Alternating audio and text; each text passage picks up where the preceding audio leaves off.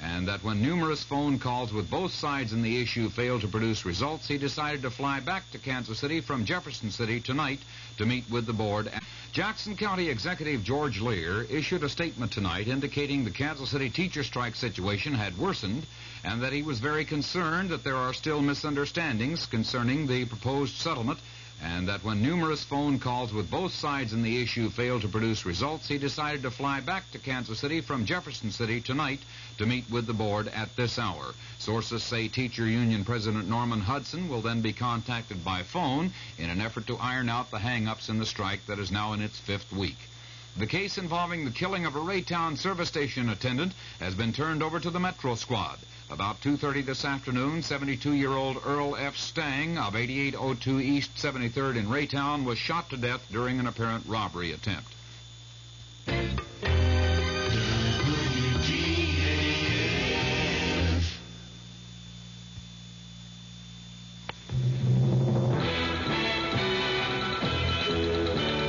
News of the hour on the hour from American Information Radio. This is Richard Wall from Los Angeles, and at this hour, it's 4 out of 5 for the Democrats in special congressional elections this year, and the victory tonight for Democrat Bob Traxler in Michigan's 8th District is a particular setback for President Nixon, who campaigned for Traxler's opponent last week. In Saginaw, Republican James Sparling told his supporters a short time ago, "From all indications, Mr. Traxler has won this election, and I congratulate him. But before going any further, I want to say to literally thousands of people who made a commitment to me, who worked for me and helped me, I want to say thank you very, very much." James Sparling was the first Republican to lose in Michigan's 8th congressional district in 40 years. Traxler had called the election a referendum on President Nixon's policies and moral leadership and called the president the only real issue. White House mum on a subpoena request. That story coming up. I love Tommy. You know, he's, no different than my own grandchildren, except he's never had much love and attention. When I first met him, he never talked, and everyone thought he was mute. I'm a foster grandparent to Tommy. Not long ago, I began teaching him how to match up colors with words and objects. It just wasn't working, and I was getting frustrated. Then one day, he looked at an apple. He said, "Red." He said red. I lit up inside, and I cried, and I kissed him for loving me. The Foster Grandparent Program has many volunteers over 60 years of age devoting themselves part-time, giving personal care and attention to children in institutions. The Foster Grandparent Program is one part of action. Action is doing something. There is something you can do. Get into action. The White House has no comment on Watergate prosecutor Leon Jaworski's request for a subpoena for tapes and documents relating to 64 more conversations President Nixon had with aides. Jaworski says the materials needed for the Watergate cover-up trial. One of the defendants in the Mitchell-Stans perjury conspiracy trial has completed his time on the witness stand. Correspondent Ann Compton reports from New York. John Mitchell finished up after 3 rough days on the stand, never budging from his story of innocence in the Robert Vesco affair. Following Mitchell to the stand was the man who followed him into the Attorney General's office, Richard Kleindienst. He contradicted former White House counsel John Dean's claim that when grand jury questioning about Vesco got hot, Mitchell called Dean asking that the message be passed on to Kleindienst. In a firm voice, Kleindienst said he has no recollection of that call from Dean. Kleindienst added, Mitchell needed no messenger boy anyway. Tomorrow it's co-defendant Maurice Stans in the witness box. Ann Compton, ABC News at the federal courthouse in New York. Lieutenant William Calley will be eligible for parole in a few months after Army Secretary Howard Callaway cut Calley's sentence for the My Lai murders from 20 to 10 years.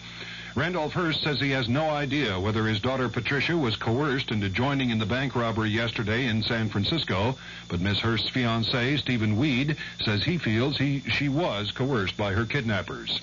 The FBI has named escaped convict Donald DeFries as one of the bank robbers. DeFries is believed to be the man who calls himself Field Marshal Sin Q of the SLA. Virginia ended its odd-even gasoline distribution plan a few minutes ago. Governor Mills Godwin announced the system was discontinued because more gasoline is available for Virginia drivers. The American Automobile Association says gasoline supplies remain good across the U.S., but the price of premium went up a penny a gallon in the past week to 58 cents. The AAA says the average price of regular gasoline stayed at 54 cents. This is Information Radio News. From the Kurt Murs Sports Desk, it's Steve Busby for the Royals and 18-year-old David Clyde for the Rangers tonight in Texas. They'll play again tomorrow night. Ken Stabler of the Oakland Raiders signed with a WFL team not long ago, and tonight quarterback Darryl LaMonica placed his signature on a California Suns contract. Stabler goes with the WFL in 1976, LaMonica after the coming season. Kansas City Chiefs veterans are said to be planning to boycott off-season workouts because of a lack of contracts between the Players Association and NFL team owners. And the Kansas Relays open tomorrow in Lawrence. They run through Saturday. The Kansas City outlook fair and cool tonight with the low in the upper 30s. It'll be sunny and warmer tomorrow with a high around 70. Dan Henry, WDAF News.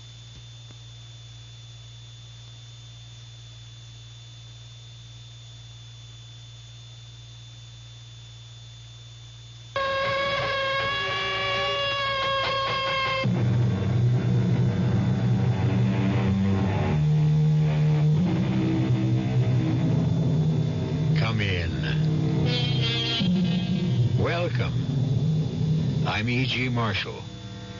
Welcome to another fearful earful. And speaking of ears, the story we are about to direct to yours concerns a different part of the facial anatomy, the mouth. Only in this case, the mouth isn't there. Now, if that sounds incredible, listen carefully to the tale of Joe Gannett, who has the great misfortune of meeting up with men without mouths. If you think you're baffled by the mystery of how men can exist without mouths to breathe with, eat with, and speak with, then imagine the plight of poor Mr. Gannett himself. Kitty, I saw another one today. I swear I did.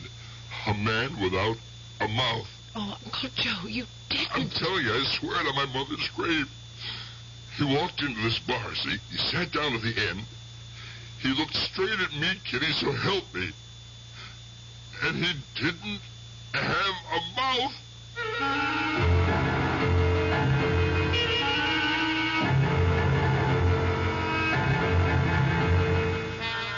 Our mystery drama, Men Without Mouths, was written especially for the Mystery Theater by Henry Slessor and stars Joe Silver and Patricia Elliott. It is sponsored in part by new sugar-free Diet 7-Up and by the Kellogg Company, makers of Kellogg's Special K cereal. It has a fresh, natural... Hello, this is Goldilocks. It seems like only yesterday that I was a little girl tasting porridge. You know, this one's too hot. This one's too cold. And now I conduct taste tests on diet drinks.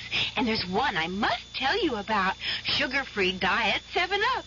It has a fresh, natural, delicious taste. It drives my taste-o-meter crazy. Sugar-free Diet 7-Up. This one's just right. Answer on. I'm building a kite out of tissue paper, and it's beginning to rain. What do I need? Umbrella or plastic kite. Answer on. How many children are born with birth defects? 250,000 a year in the United States. What's being done? The March of Dimes supports research, medical service, and public education programs. How can I help? Answer on. Like me, the March of Dimes needs money for answers. Give to the March of Dimes.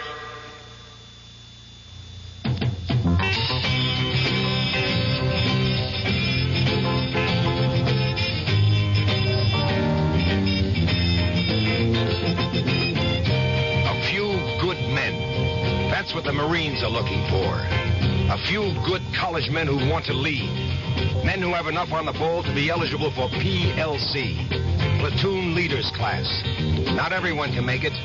It takes brains. It takes muscle. And summer training is no picnic. It takes men who want a real challenge. The challenge of leading Marine ground troops.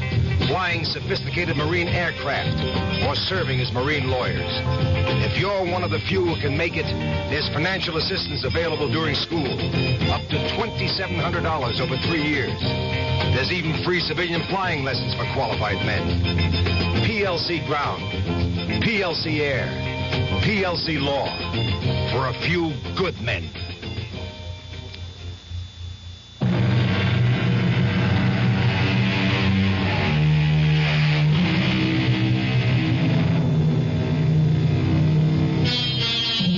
Our story begins in the heart of New York City.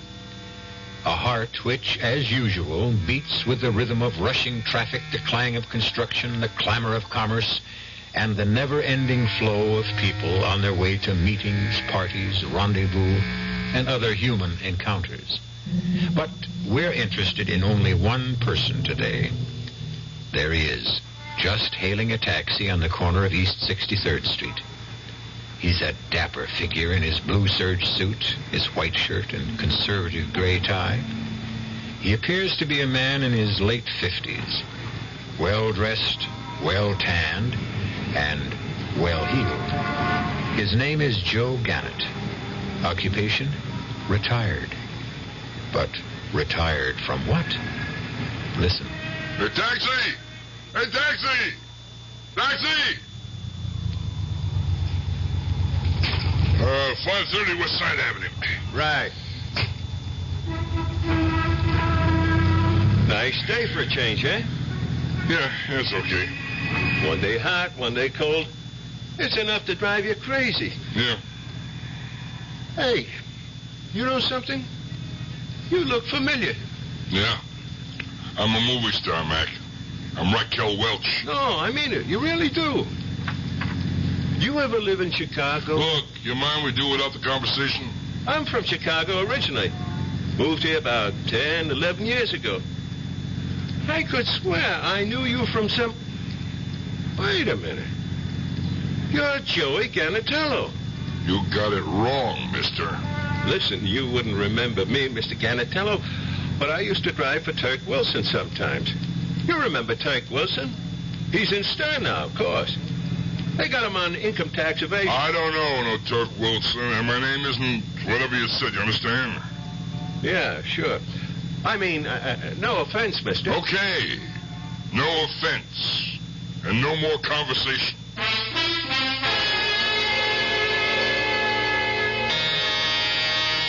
Just a minute.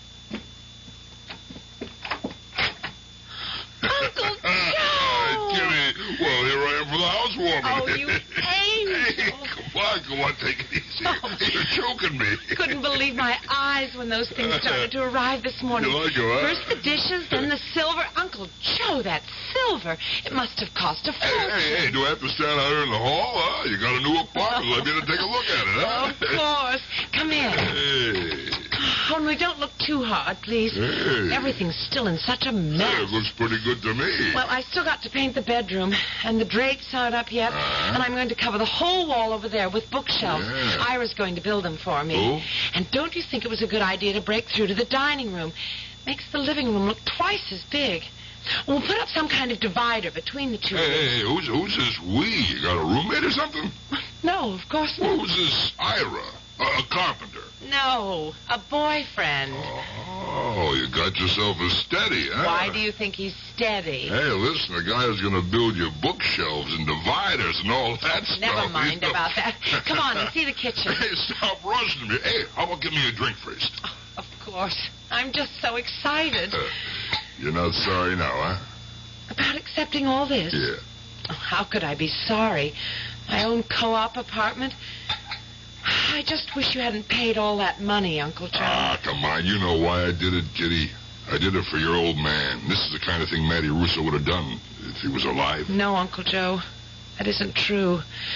My father could have never afforded anything like this. Well, if he hadn't been so dumb about life insurance...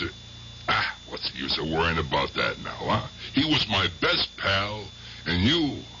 Well, you're You're like my daughter now. And if a guy can't help his daughter, then, if you keep talking like that, Uncle Joe, you're going to have a shoulder full of wet tears. Oh, come on, huh? Knock off that sentimental garbage. Next thing you'll be sitting in my lap, and what would Ira say about that, huh? Uncle Joe? Yeah?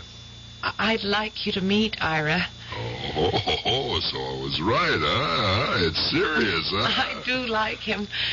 I like him very much. Yeah, what does this Ira do? I mean, besides build bookshelves? He's a doctor. A doctor? Hey, nice going, kid. Your mama would have liked that. His full name is Ira Hamill. Mm-hmm. And I didn't just meet him. He was doing some postgraduate work at college. Hey. I've actually known him for almost 8 months. I told him about you, Uncle Joe. Sure, why not? I mean, I'm the only folks you got. I mean, I told him about your trouble. What are you talking about, huh? Now, what made you do a thing like that? I couldn't help it. It just came out. We were talking, and I told him about what happened to you that night. Nothing happened to me that night. It was just a mistake. You fainted. There wasn't any mistake about that. Fainted? What kind of a word is that? Old ladies faint. Me, I just conked out for a couple of minutes. Yes, but the reason... Never mind the reason. You're still trying to tell me I'm nuts? I didn't see that guy in the elevator? No, I'm not saying that. Because I did see him. Understand? He was some kind of freak, that's all. And maybe somebody who had a bad accident got himself sewn up. But a man without a mouth... It's so incredible. I mean, how can anyone live without a mouth? This guy was alive. I seen him. Yes, and he scared you so much. Did you cut that out? Hey, wait a minute. This boyfriend, this doctor of yours, he's not a shrink, is he? No, he's an internist. Good. For a minute there, I thought she was trying to make a patient out of me. Ira doesn't have any trouble getting patients. He does very well all by himself. Well, I guess I have to meet this terrific guy, won't I? Ask him what his intentions are. That's exactly what my intention is. To have you two meet. Anytime you're free. Me? I'm always free, you know that. Look, why don't you bring him over tonight, huh? To my place. You really mean it? Of course. I'll call that catering joint. We'll order something fancy like that beef Wellington joint, huh? Yeah, we'll open a bottle of that $60 wine, impress the pants off. We don't have to impress Ira. Well, sure, why not? Let him think you're an heiress or something. A princess, maybe, huh? Oh, you make me feel like a princess, Uncle Joe. Okay, send that up. Look, make it 2 bottles. Yeah. All right. Yeah, so long. Where's that food? It's not that catering joint. I told him 7 o'clock. I guess that's them, huh? Oh, my God. No. Get away from me. Get out of here. Get out of here. Go away.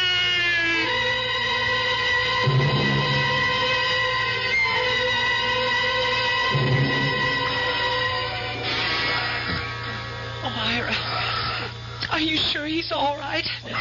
Are you sure it's not his heart? No, his heart's okay. Pulse is a little fast. It's just shock, Kitty. He'll be okay. He looks so terribly pale. He's coming out of it now. Hey. Hello, Mr. Gannett. I'm sorry to have to meet you like this. Yeah. I'm Ira Hamill. The doctor? That was a very dirty trick, Uncle Joe. Getting Ira to make a house call by pretending to invite us to dinner. Hey, help me up. Yeah, we better take it easy, Mr. Gannett. I'm okay now. I'm okay. I just got a little dizzy. Yeah, how long was I out? I don't know. We got here at 7:15. We rang and rang, but nobody answered. I got word and called the super. Hey, listen, did the food get here? It's here. Oh, but never mind about that. What about the wine? I ordered some of that chateau stuff. What happened exactly? Nothing. Uncle Joe, please. The last time you had a blackout. Well, was it anything like the last time? You want the truth? It was exactly like the last time. A man without a mouth. And she told you that, too? Well, it was interesting. I even looked up a book I have, Anomalies and Curiosities of Medicine. There is a condition called atresia of the mouth. I'm afraid I don't know of any modern case. So what you're saying is there is no such thing? No, I didn't say that. For one thing, I don't really know the whole story. Just what Kitty told me about you seeing this man in the elevator. That's right. He was in the corner of the elevator reading the newspaper. He didn't even look up when I got in the car. But then I turned around and I seen him staring at me. So he had eyes, but no mouth. None that I could see. Just skin, covering everything from his nose to his chin. It was only an optical illusion. I'm sure of it. Mr. Gannett, did you see that man again tonight? No. You mean it was something else this time? It was another one. A different man right at my front door. But there was something unusual about him. It was the same thing. He didn't have any mouth. Oh, Uncle Joe. Hey, look. Maybe it's freaks. There are freaks walking around. Hey, Martians, maybe. What do you think, Doc? Going to be Martians? Well, why should they pick on you? Yeah, that's right. I've never done nothing to a Martian. Why pick on me, eh? Hey, come on. Let's forget this junk. Let's eat that food. How about it, Kitty? You want to warm it up for us? All right, Uncle Joe. What the heck? We got mouths. Let's use them.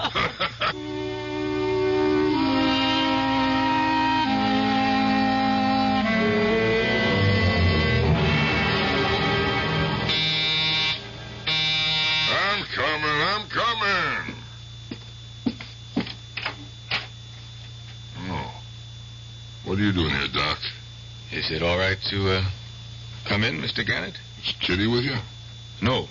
In fact, Kitty doesn't even know I'm here. Yeah? And why are you?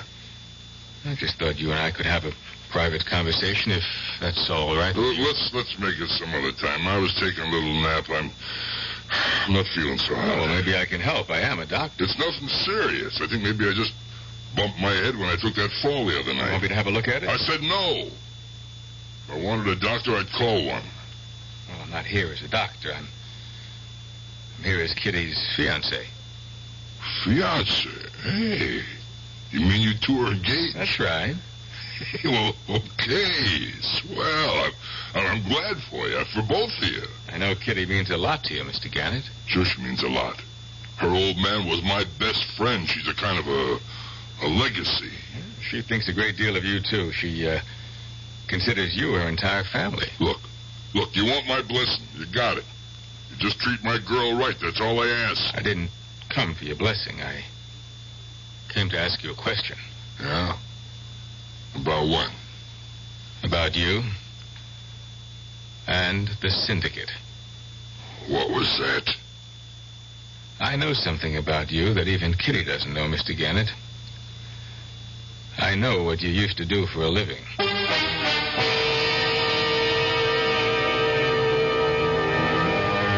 Well, Mr. Joe Gannett seems to be a man who is not merely haunted by strange men without mouths. He also seems to be haunted by his past. Is it possible that the cab driver was correct, that Joe Gannett and Joey Gannatello are one and the same person? And is there any connection between his past and his terrifying present? We'll find out when we return shortly to Act 2.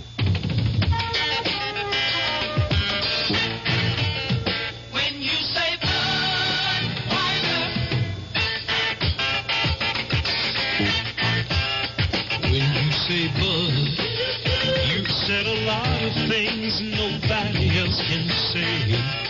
When you say, Bud, you've gone as far as you can go to get the very best. Yeah.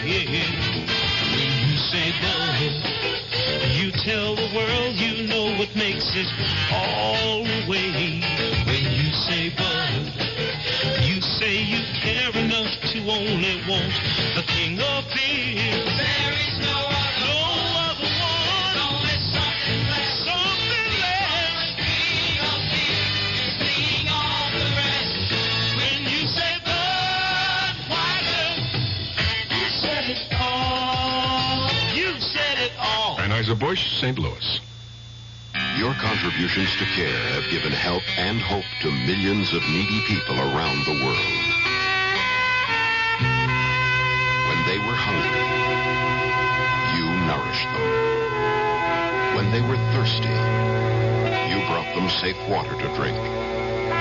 When they were sick, you made them well. When they were homeless, you provided them shelter.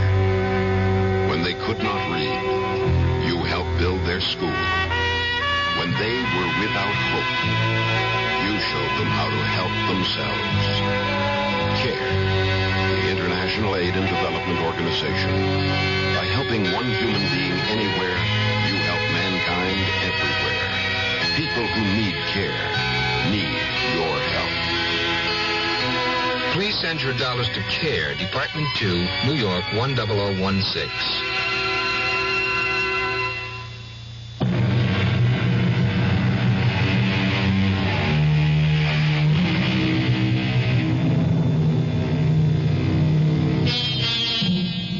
Dr. Ira Hamill may be the most important man in the life of Kitty Russo. And Kitty Russo is the most important person in Joe Gannett's life. But right now, Uncle Joe has every reason for wanting Dr. Hamill to go away and leave him alone. But Ira is a persistent young man, as persistent as the memories which Joe Gannett has been determined to forget. Okay. What do you know about me, Doc? I know you were called before the Illinois Crime Commission back in the 50s. You weren't old enough to blow your nose in the 50s. That's right. I don't remember anything about it. But I've read magazines. And I've seen television documentaries. But this man I saw yesterday, this psychiatrist friend of mine, he was just getting his medical degree during the hearings.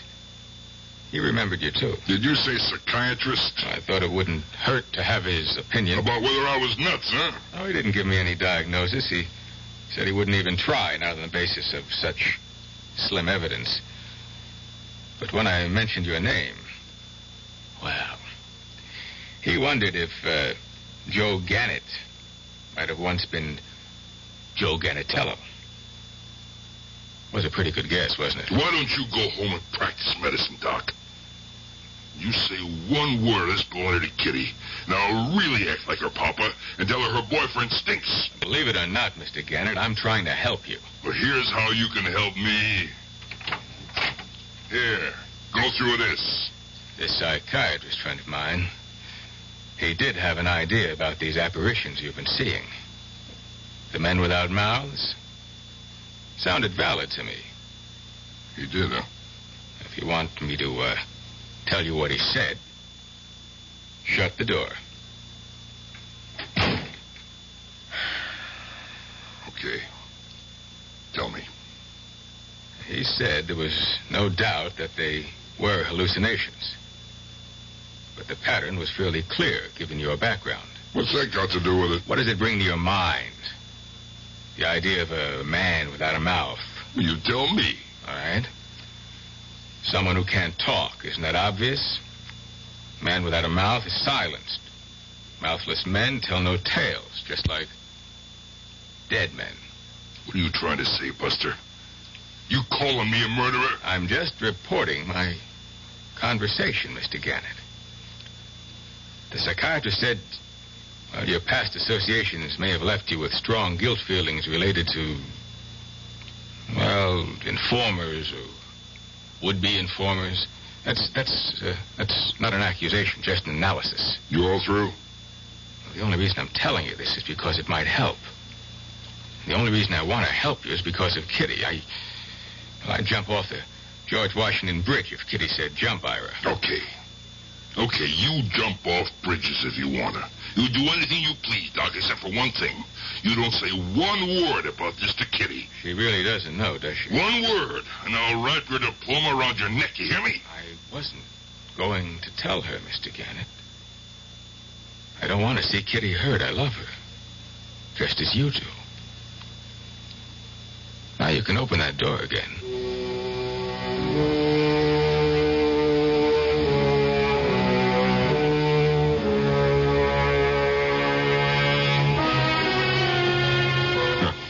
Stinking little punk. Wise guy, Doctor. Do you want another drink, Mr. Gannett? Huh? Oh, yeah. Yeah, right, Harry. Another drink, that's right. Here you go. Yeah, right up to the top, Harry. Right up to the brim, huh? Sure, Mr. Gannett. You know, we always take good care of you. Nobody has to take care of me. I take care of myself, Harry. I always have. Sure, that's the way. Look out for number one, right? Hey, Harry, you know something? You know, you got a good, strong mouth. Thanks, Mr. Gannett. A guy can see your mouth, plain as day. And I was thinking of growing a mustache. You figure that wouldn't be a good idea? Hey, Harry, people have to have mouths, don't they? Yeah, they sure do. Listen, some of the people come in here, they got real big mouths, never stop talking for a minute. You never saw anybody without a mouth, Harry, did you? No, Mr. Gannett, I can't say that I did. Oh, excuse me, I got a new customer. What can I do for you, sir? Oh, God. Oh, no. No. It's another one. It's another one. Hey, what's the matter? I gotta get out of here. I gotta get out. Hey, Mr. Gannett. Let me what's out. the matter? Let me out.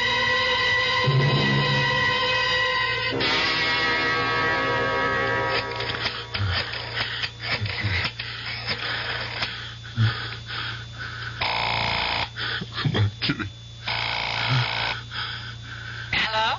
Kitty, it's me. Uncle Joe? Yeah, Kitty. I seen another one today. I swear I did. A man without a mouth. Oh, Uncle Joe, you didn't. I'm telling you, I swear it on my mother's grave. He walked into this bar. He sat down to the end. He looked straight at me, Kitty, so help me. And he didn't have a mouth. Oh, Uncle Joe, you need help. You've got to have help. I thought maybe that friend of yours, a doctor, I thought maybe I should see him. I wish you would, Uncle Joe. He could recommend someone. Yeah, I'll see him, Kitty. Kitty, I gotta do something.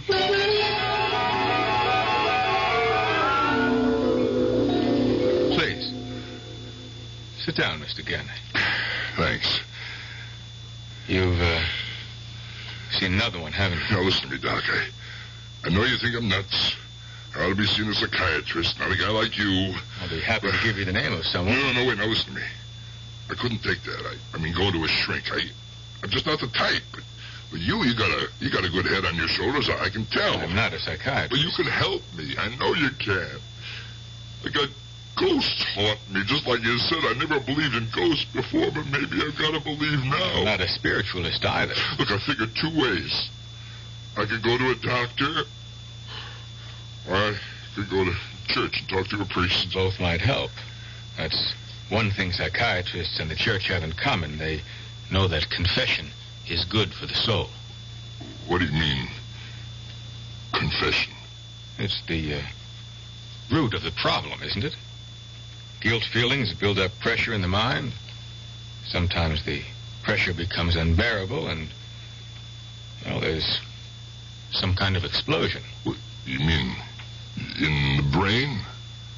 Well, you might have been right when you used the word ghosts.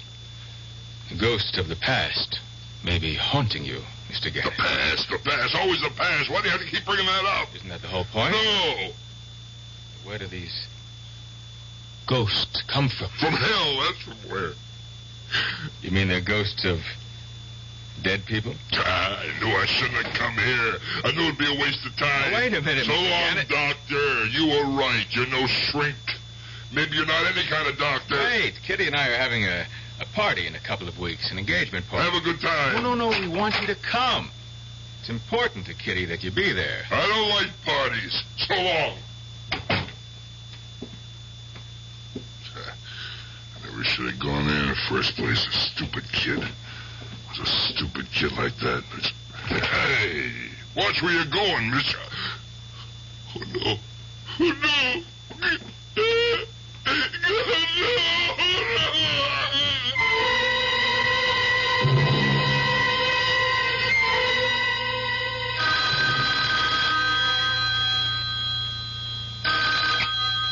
Hello? Uncle Joe? Yeah, hi, Kitty. Are you okay? Yeah, fine. Great. Why shouldn't I be?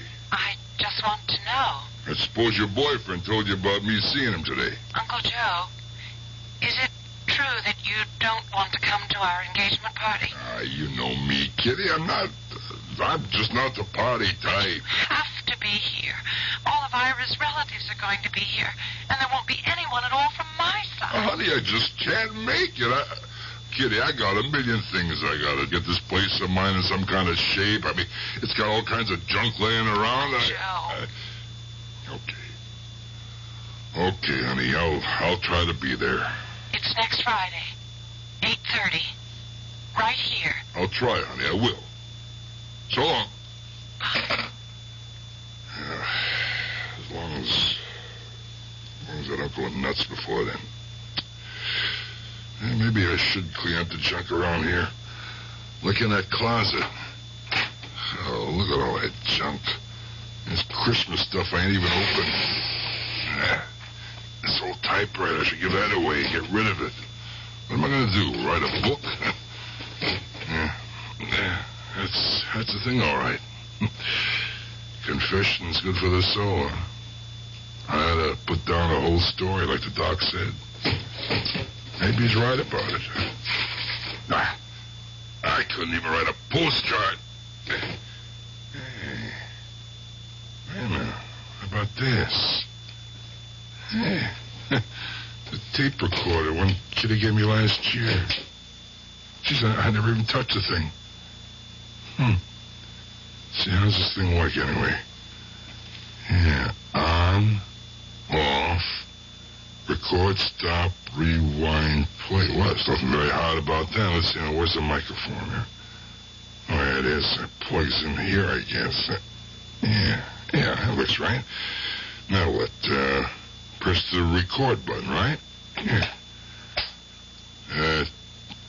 Testing 1, 2, 3. Testing 1, 2, 3. Okay. See how that sounds. Okay, press the rewind button now. Then press play.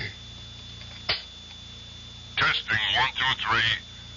Testing 1, 2, 3. That's easy enough. Only, how easy is it going to be to confess? Well, only one way to find out. Try. My name is Joe Gannett. No, that's not starting off with the truth, is it? My name is Joey Gannatello. In 1945, 46, I shot and killed a man named Ricky Natans. What the heck am I doing? Am I crazy? I can't put that on tape. That's crazy. I can't. Wait. Maybe that's the way. If they're really ghosts, then maybe that's what they want. A confession. Sure, why not? Nobody will hear it. I'll tell everything, but I'll take the tape and stick it in an envelope. I'll leave it at my desk and write to be opened only after my death. Maybe that'll make them leave me alone. My name is Joe Gannett. I used to be called Joey Gannatello. I was born and raised in Chicago. I worked for a man named Turk Wilson. In 1946, I shot and killed a man named Ricky Natans. Turk Wilson paid me $200 to kill him on account of Natans talking to the feds about a black market operation. 6 months after that, I shot and killed a man named Wally Sanchez. I don't know why Turk Wilson wanted him dead.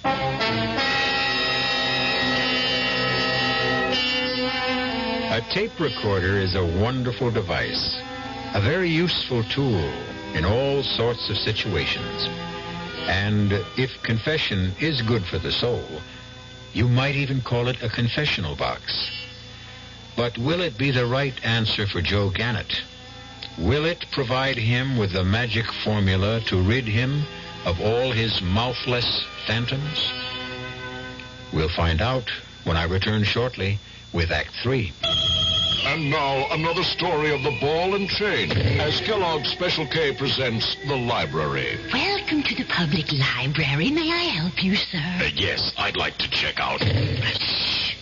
I'd like to check out Famous Laundromats of the World by Audrey Schnorbart. Sir, excuse me, but isn't that ball and chain you're wearing just like the ones they use in the Kellogg's Special K commercial?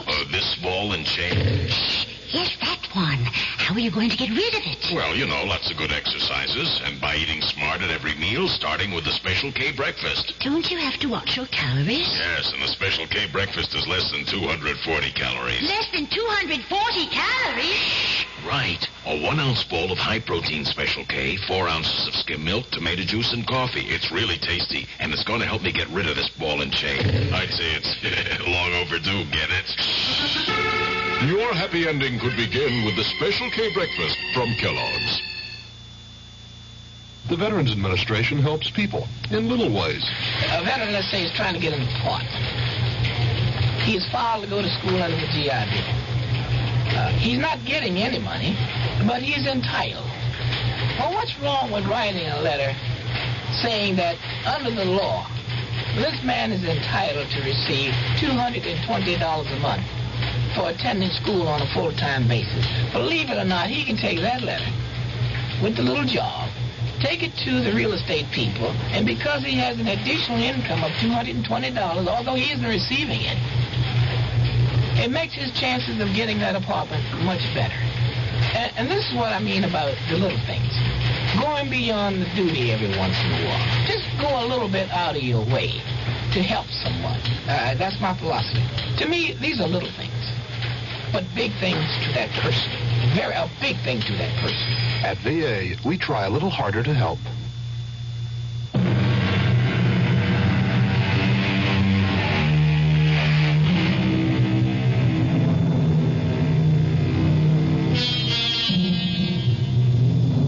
It is now 2 weeks later.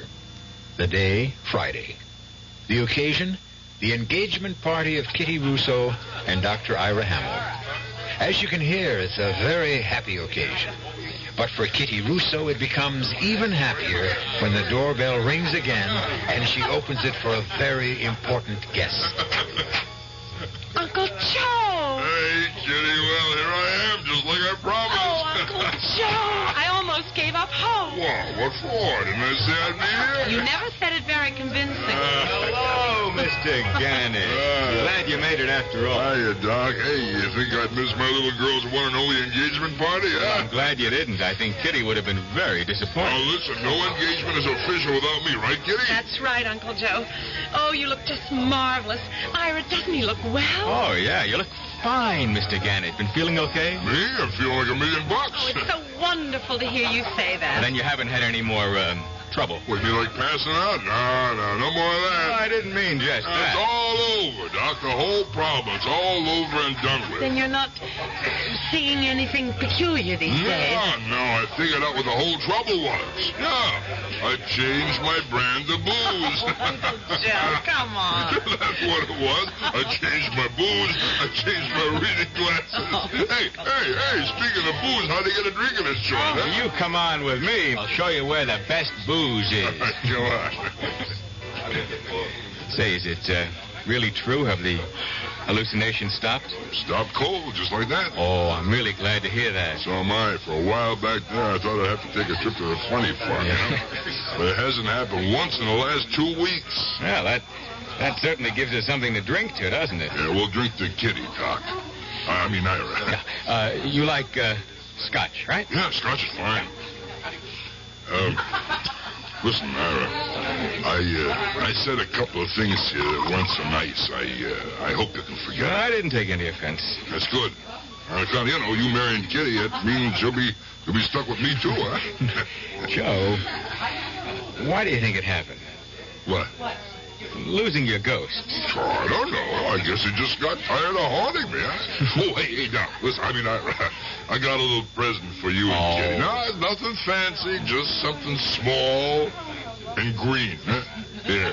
Thanks, Joe. Okay, go on, open it up. Take a look. Well, all right. That's a lot of money, Joe. Well, a couple of kids get married today. They need every penny they can get their hooks out. I still think it's too much. Now, look, you got a nice long future ahead of you. Me, most of what I got is past, you know? Well, I know something else, too. The past is the past, Joe. Once it's gone, it's gone. Understand? Hey, Ira, you know something? I think Kitty got herself a pretty good catch.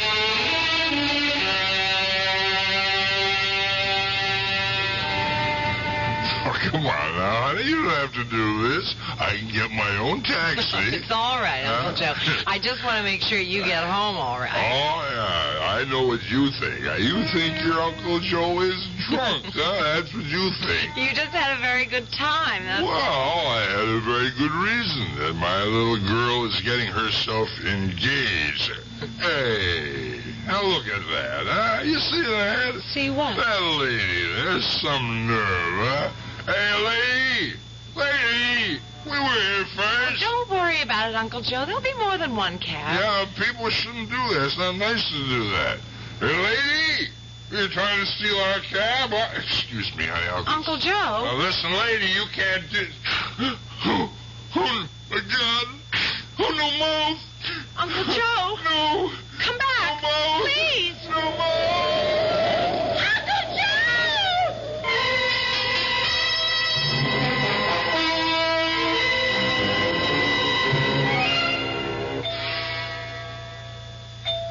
Well, you're a lucky man, Joe. You must have good, strong bones because you didn't break one of them. I'm okay. That car just knocked the wind out of me. Look, Ira, pull some strings where to get me out of this place. Well, they just want you for observation, Joe, just for a couple of days. I'll run home and get you a toothbrush and anything else you might need. And your hospitalization card. Don't forget that. Yeah, that's right. There's no use adding insult to injury. Now you're being sensible. Okay. Where's my clothes? Everything's right here in the closet, but don't get any ideas. No, I'm thinking about my house keys. They're in one of the pockets. Don't worry about the keys. I've got my old set with me. Yeah, okay. Well, why don't you go now, then, huh? All right. I'll be back in an hour or so. Ira, listen, I want to talk to you alone. All right, about what? You was wrong. What do you mean? Your whole theory was all wet. The skies without mouths. I mean, you thought I was being haunted by a lot of ghosts from the past, but you were wrong. Why do you say that? Because I saw another one tonight, and it wasn't a man. It was a woman. What? You heard me. I saw a woman without a mouth, and there ain't a woman in my whole life I ever felt guilty about. You understand? That sent your whole idea up the flue. Look, Joe, I told you I wasn't a psychiatrist. Now, maybe my diagnosis was wrong, or maybe it was incomplete. It was wrong. There ain't no reason for me to see a woman without a mouth. I never heard a woman in my life, never. All right. So I was mistaken. I'm sorry. And I did it all for nothing. I put the whole thing on tape. What were you going to say? The tape in my library. What are you talking about, Joe? My hospitalization card, all that stuff. I keep it in the library. In the top drawer of my desk. Well, don't worry. I'm sure Kitty will know where to look. Yeah, she'll know all right. She'll know exactly. Hey, listen, Ira. Do me a favor, will you? I'm kind of sleepy. Maybe if I took a little nap. Well, sure, Joe. I'll let you sleep. Thanks. I'll see you later. Yeah, fine. I gotta get out of here. I gotta get home.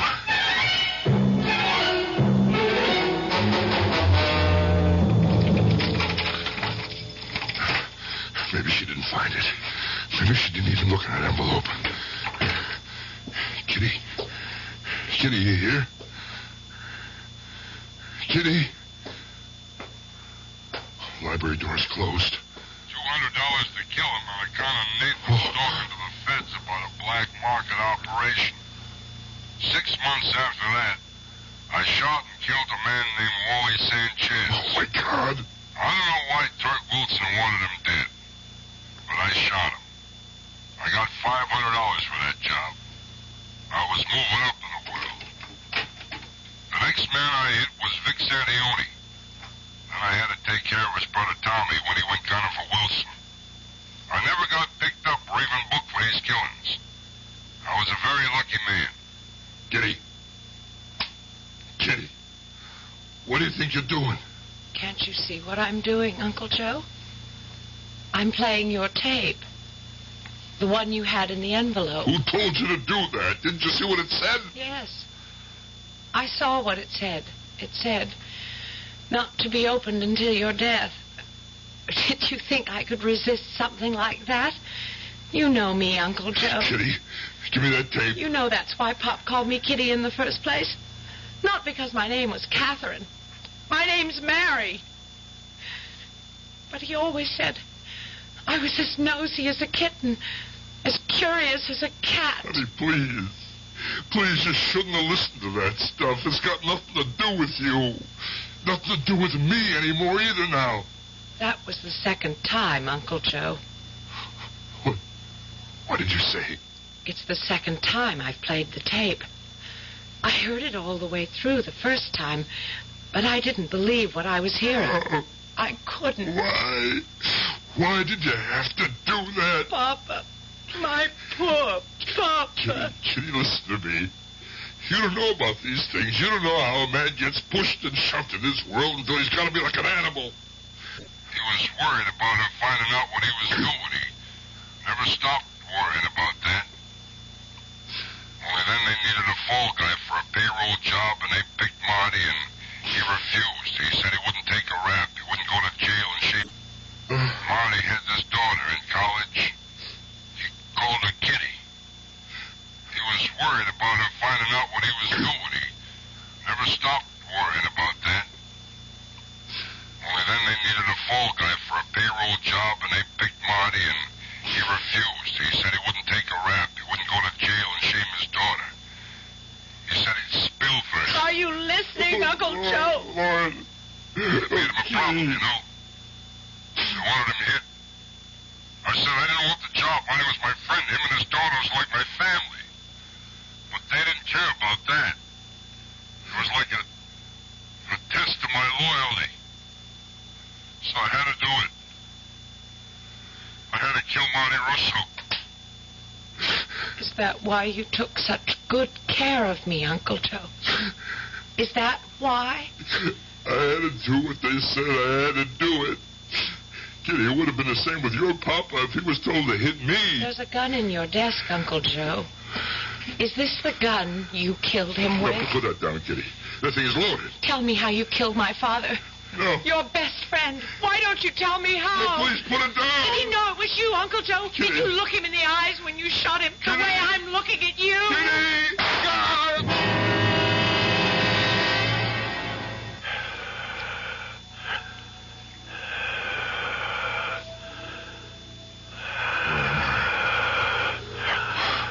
What kind of place is this? It sounds like the whole room is breathing. I can hear it breathing. Is that me?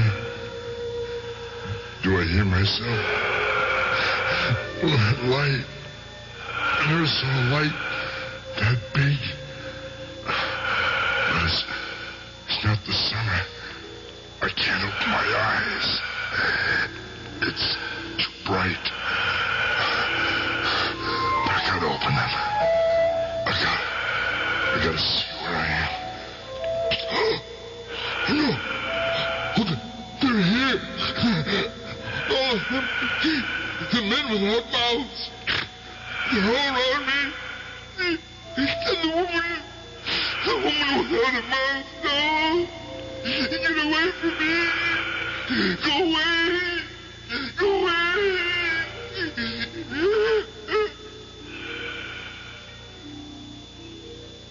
eyelids are moving. Anesthesia must be wearing off. His pulse is still dropping fast, Doctor. Keep that respirator going. It's no use. We're losing him. Past tense, nurse. We've lost him. I'm sorry. Yeah, so am I. But I'm not sorry to get this mask off. Oh, yes, me too. It always makes me feel as if I have no mouth at all.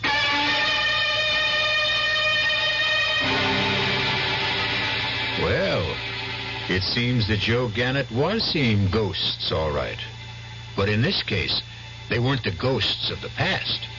They were the ghosts of the future.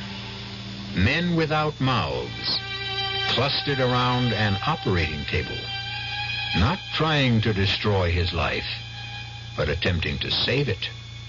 I'll be back shortly. Hi, Ms. Goldilocks here. Professionally taste-testing diet drinks can be very difficult, but I've just had to bear with it. Then I found sugar-free Diet 7-Up. It doesn't taste like other diet drinks. It's fresh, light, natural, delicious. Sugar-free Diet 7-Up tastes so good that I've taste-tested it hundreds of times, and each time I've given it my seal of approval. Yes, this one's just right. Expecting a baby? Plan to refinish that old crib? If so, make certain that the layers of old paint are completely removed and the new paint you use is labeled non-toxic. Also, remember to check all crib surfaces. There should be no sharp edges.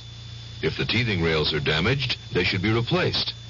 For free detailed information concerning crib safety, write Cribs, Washington, D.C. 20207. A public service message from the U.S. Consumer Product Safety Commission.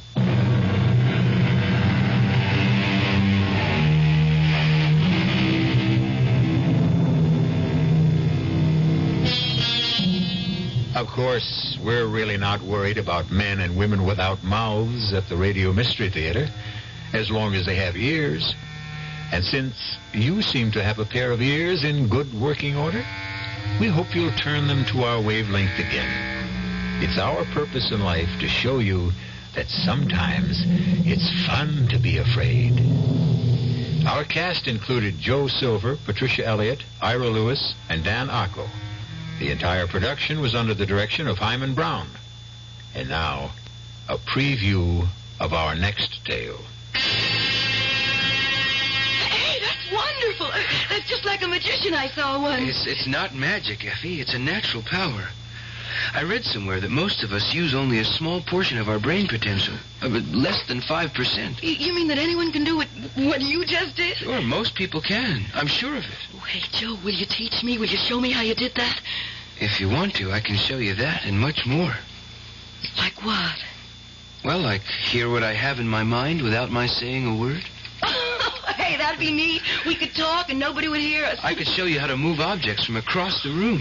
We could clean up from here. I could even teach you how to fly. Yeah, like Peter Pan. Hey, look, I'm flying. Hey, you mustn't joke about it, Effie. Oh, hey, I'm sorry, Joseph. Listen, I wasn't making fun of you. I was just happy. Never make fun of me, Effie. You're frightening me. It's all over now. Let's finish the dishes. Radio Mystery Theater was sponsored in part by Anheuser-Busch Incorporated, brewers of Budweiser.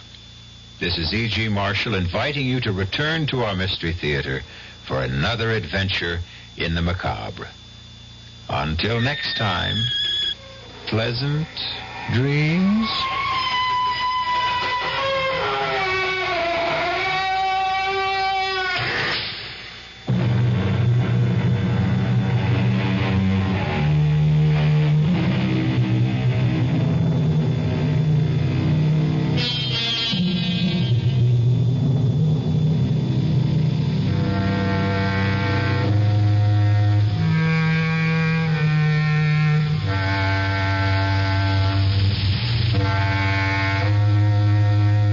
WDAF, Kansas City.